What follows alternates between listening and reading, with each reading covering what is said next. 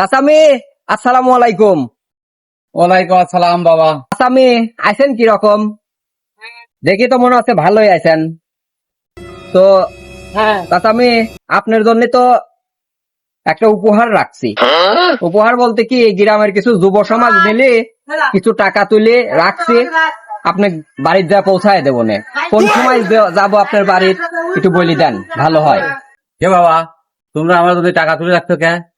কি খবর তুই বুঝলাম না তো। কিসের জন্য আপনার জন্য টাকা তুলে রাখবো লয়? আপনার কাম ডাকি, আপনি যে উপকার করেন যুব সমাজের, সকালে ঘুমের তেন উঠি ওই কার ছাওয়ালের চাকরি নাই, কার ছাওয়াল কাম হইলি না, কিডা সহায় গেল না, কিডা দ্বারা দ্বারা মুচলি, কার ছাওয়াল কার মিটলি বাড়া গেল, এইসব দয় দরবাল্লি থাকেন।